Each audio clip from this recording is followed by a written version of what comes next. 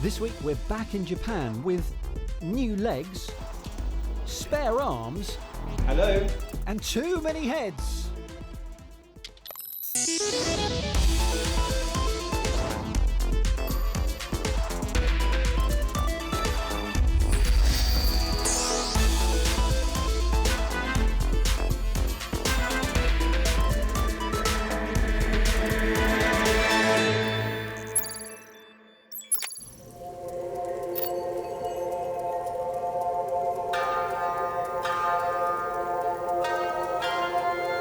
Hello Japan, you're looking fab. It's great to be back in this crazy old world of the future. From the middle of Tokyo, it feels like you can see for years and years. Here's a country that's no longer afraid to mix global fashions with its own unique culture. And it's a place that loves a robot. They've been dreaming of them since Astro Boy in the 50s. And as the world of robotics has advanced, some of their visions are coming true. Hello. And other ones. But even before we have properly intelligent bots, could this be the country to bring forth the superhumans? It's time to meet the machines that may one day be augmenting humans and the humans behind the machines. Is better or camera is better? Your face. My face, sorry about that.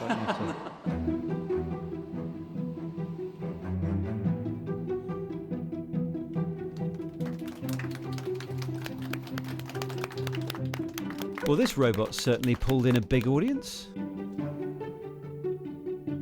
Now, as you've probably guessed, those were purely pre-programmed moves, and like many robots that we've seen, this is a self-balancing robot, which means it does pretty well at staying upright. But one day, this robot may be taught to work autonomously. Toyota is looking at ways to train machines using human operators whose movements are synchronized to theirs. The operator also wears a virtual reality headset to show them the robot's perspective. It's really strange because I know there is someone on the other side of these eyes. It feels like this robot is looking at me. One of the most impressive things about THR3 is its dexterity and the control that it gives its operator when touching and interacting with objects. Now, what's really interesting is not only can the operator control the robot's arms, hands, and the fingers through the data gloves, but he can actually feel what the robot feels. So as the robot grasps the object, he can feel the resistance of that object in his fingers, and actually the entire robot mirrors anything that it senses back to the operator, so it can feel the fact that it's being pushed. That means that the operator can sense what's happening to the robot. Even if it bumps into something that they can't see, they still know it's there. These technologies could be made to work in many industries. At first, we want to develop the robots to assist with everyday household chores, and then in the future for teleworking, to remotely support work which is more physically demanding.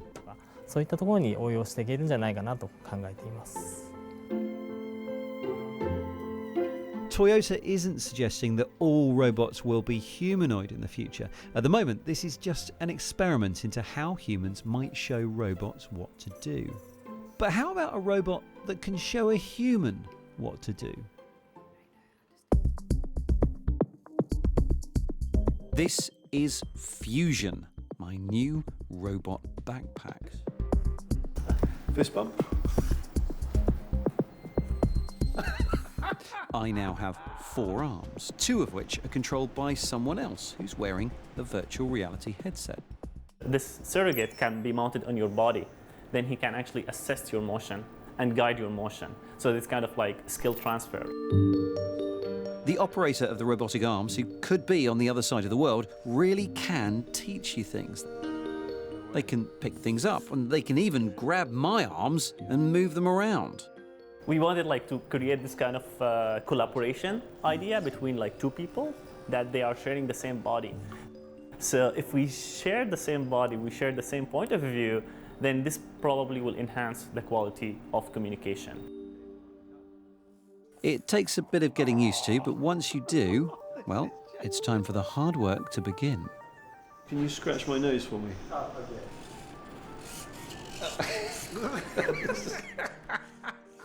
As strange an experience as it is to have someone else's movements on my back, I'm betting it'll be even stranger from the other side.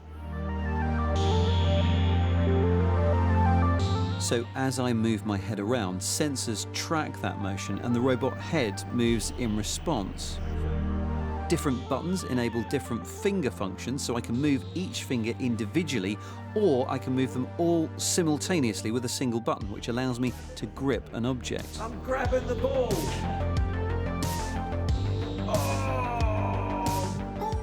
Perhaps one day, in the future, fusion will be used to help two people work together when they're far apart.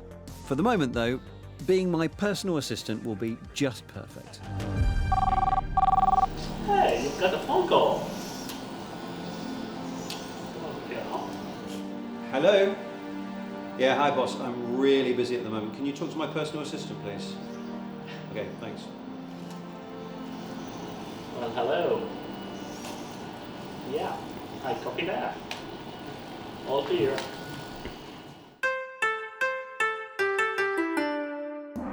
I love the vision here.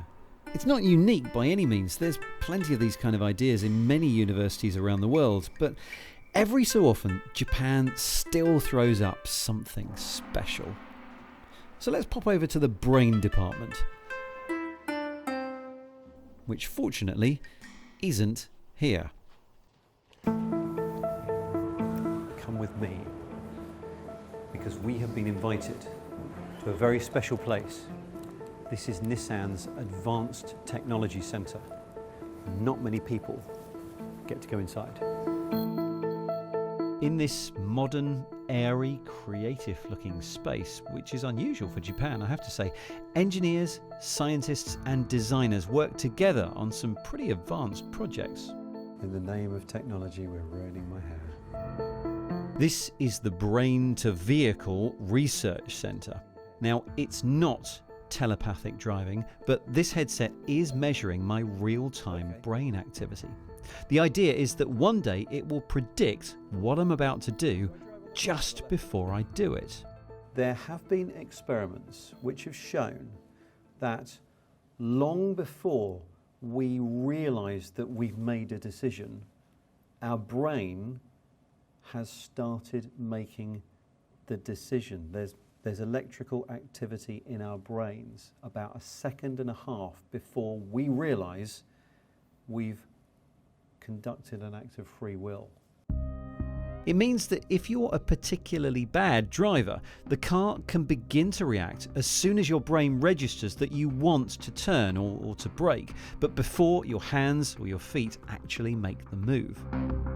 On tight corners like these, it means that your car may one day smooth out your late reactions and make you feel a better driver than you actually are.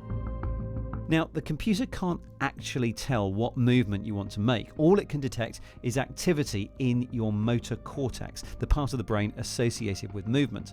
The car's sensors will then check for bends in the road or other cars and work out what it was that you wanted to do. We should develop smart systems, and Nissan Intelligent Mobility is a smart system that should not all the time be replacing the human being, but in many cases it should be enhancing the human capabilities. And this brain to vehicle, it is doing this connection. It is connecting human intelligence with artificial intelligence, not to replace this one, but to enhance it.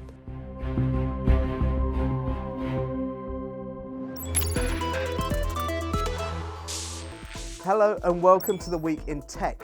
It was the week that Uber said a clean air fee will be added to all London-based fares starting early 2019. The extra money will be used to help drivers to buy electric cars. Electric scooters were banned from sidewalks in the city of Madrid.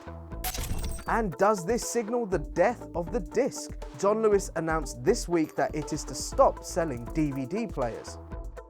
Also this week, Netflix, which already has over $8 billion in debt, plans to fund new content by getting further into debt. The video streaming company will add another $2 billion to the amount it already owes. Apple and Samsung will fine millions of euros each for software updates that the Italian authorities say deliberately slow down users' phones. Samsung says it will appeal the fine. Apple has yet to make a statement. The Water Abundance X Prize, a competition challenging teams to build machines that harvest fresh water from thin air, has a winner. These machines can pull moisture from the air, condense it, and then filter it into fresh water, up to 300 gallons a day. And to round things up, check out this mini flying robot. The insect-inspired Fly-Crow Tug can pull objects up to 40 times its weight. Stanford University say the bot can be useful during search and rescue missions by helping find victims, carry water, or move debris.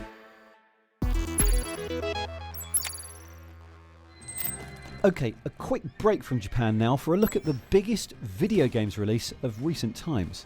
Mark Chislak has gained rare access to the team behind it. Red Dead Redemption 2 allows players to experience a vast virtual version of the Old West, robbing trains, riding horses, and even playing poker. I'm waiting for someone interesting to turn up.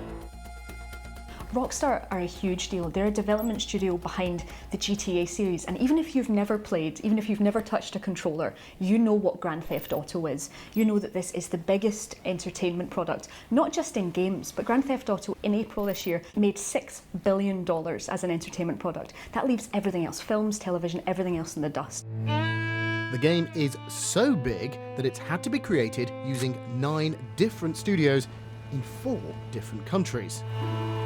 Rockstar North here in Edinburgh is the largest of the studios working on this game. Not that many people get a glimpse inside this building. Security and secrecy is tight. Well, ain't this a rare treat? Located in the former home of the Scotsman newspaper, they're so secretive round here, we were only allowed to film the building's bulging awards cabinet. Everything else was out of bounds. We did get to meet one of Rockstar's head honchos though, Rob Nelson. This world has its consolation. Rockstar is famous for creating games with open worlds. What's new in Red Dead Redemption 2's open world? For us, the biggest game that we've ever made, not just going bigger and broader, but striving for a depth, being able to go into more environments. And when you go into those environments, be able to pick up and interact with things and be able to interact with people and interact with animals and interact with the world in a way that we haven't been able to do before. If we were trying to create a world that you believe in, a character that you believe in, you have to have that connection. And so we're always trying to push, I think, with every game to go deeper with that, with that sort of idea. For things to mean something, they need to cost something. So in the last game we had, if your horse would die or you lose your horse, you whistle for it and a new horse would appear. It's very convenient for the player, and that's the nice thing about games is they're not like reality. But it meant that the horses were somewhat disposable. That's a nice horse. So we decided the horses aren't going to be disposable. Hold still, girl. If you go too far from your horse, it's not going to come magically. You're going to have to go back to it. But if you spend more time with this horse, you're going to bond with it. And then it will come to you from a greater distance. Or it will stay with you under duress, in combat. It might be less afraid to go into the swamp where there's alligators. things like that we balance. So are you pushing the boundaries of what's capable with interactive entertainment at the moment? I think everything that we've done is to serve that goal and to try and really blur the lines between on mission and off mission and what's narrative and what's, ambient open world experience. Finding that balance between realism and believability and fun and playability is something that we are always trying to balance. You hope that you've hit it as well as you can, but you don't know until people play it. That was Mark. Meanwhile, back in Japan.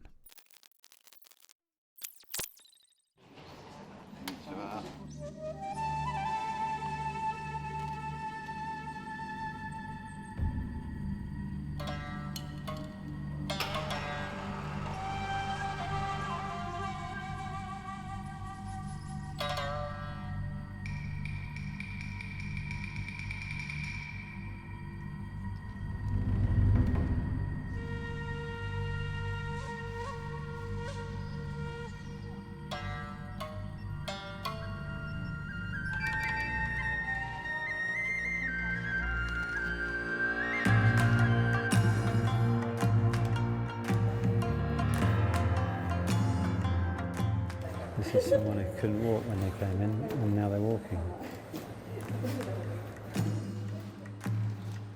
Mitsuko Negashio suffered from polio when she was a child, which left her in a wheelchair until now. Today, she's wearing a HAL suit. HAL, Hybrid Assisted Limbs.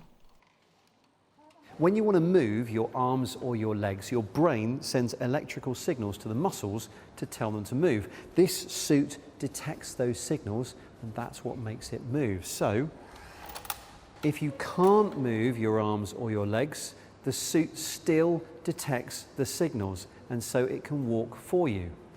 For example, if I stop my arm from moving, but flex the muscles, it still detects the will to move the legs. Lower limb disabilities are often caused by a damaged and disconnected nervous system between what the brain wants to do and resulting muscle movements. However, even in severe cases, there are still weak electrical signals that do make it through. And just to prove that it's detecting intention rather than copying any detected movement, if it's not my brain making my limbs move, the suit doesn't replicate. HAL is being used for rehabilitation in serious spinal cord injuries and other neuromuscular diseases, where previously patients had no prospect of being able to move their legs again. Once the central nervous systems are destroyed, then the nerves never generated here. Even such kind of very severe patients who broke the spinal cord completely, I found even such kind of damaged areas, some neurons created. The leg's purpose is not to strengthen muscles, but to rebuild the neural loop between brain and legs. The purpose of this device is to facilitate the synaptic connections between the nerves and the nerves, or nerves and muscles, in order to establish the suitable nerve circuits. We've watched the development of these power-assisted suits for quite a few years here on Click, and there's always been just one thing that's concerned me. The company that makes this robot suit has chosen to call itself Cyberdyne.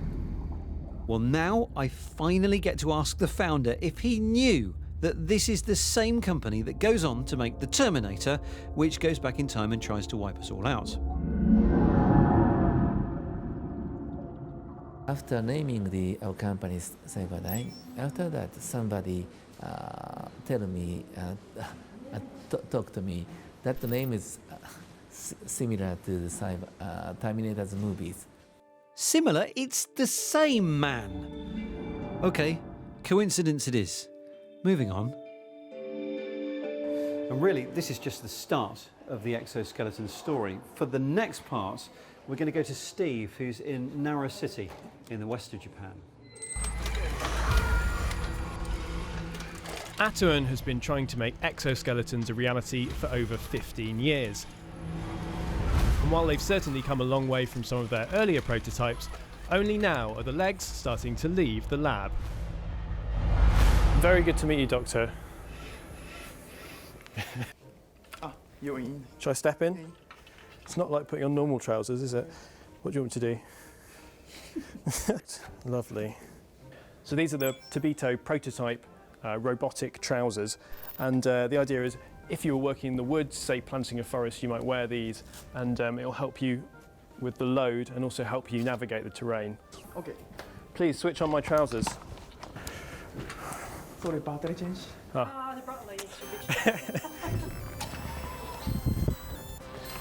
Just off for a stroll.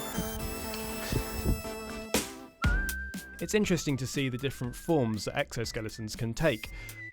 From full-body suits to simpler so-called powerwear that just helps with one kind of task or one part of the body. This prototype, called Coma, was designed to help people working in nuclear power stations navigate while wearing heavy protective suits. Don't feel like walking? No problem. Coma can also roll along. and while speed isn't its strong point, it can also go upstairs. この2年間で、開発してきた我々のテーマという If powered wear was in more common use, the limitations of physical power could be expanded. The elderly population could continue to be a workforce. Many of these prototypes have been designed to tackle very specific problems, but Atuan has bigger ambitions. キルロボットパワードウェアというものが、世の中に普及していくと Firstly, human augmentation could open up new opportunities for everyone, and their behavior and actions could change. This could really change the way we live. 恒例になっていくと Secondly, powered wear may even become part of popular fashion, just like choosing your favorite outfit, if human augmentation becomes a natural part of our body. いうふうに考えています。 But getting people to actually use these things means making them simpler, lighter, and cheaper. So this one's called Himiko, and it's a little bit simpler to put on and also to use. It's just a couple of knee pads connected by these ropes to a motor back here. And the idea is it just gives you a little bit of help with walking. So it might be for elderly people who find it difficult to walk, and it could encourage them to go outside, or just for people who, as part of their job, say, walk around a lot and get a bit tired. So this is just to kind of take the load off. And it's quite subtle, but I can feel it's doing something. And I think over the course of a day, that's when you might notice a difference. So this little demo gives you an idea of what the exoskeletons are doing. I've got this 25 kilogram weight here, but I can move it just using my finger. Really, I'm not making any effort at all. These servos are taking all of the weight, but I'm still in control of what happens. And that's kind of what's happening with the exoskeletons. Packing all that into something you'd be happy wearing every day, though, is the real challenge. So this is the Model Y, and it's the commercial version that they're selling around here, and you can see it in boxes around the warehouse. They're selling this to industries across Japan where people have to do a lot of heavy lifting, and the idea is it just gives you a little bit of extra help to help protect your back. So if you're moving crates around every day, this will just give you that help when you stand up and put things down so that you don't hurt yourself. It's just like a simple backpack, and it's giving you just a little bit of extra pull and protection when you move. So I've got a 25 kilogram crate of beer here for my party I'm having later. There we go, back protected. Off I go. Free! That was Steve. I never did get my invite to that party. Anyway, as far-fetched as they may seem, Japan is exactly the place where these robot machinations really can take form. Its ageing population and shrinking workforce means robots are needed. And its love of technology means they are welcome. It's been another earth-shattering, high-flying, eye-opening visit, but that is it from here for now. Thanks for joining us.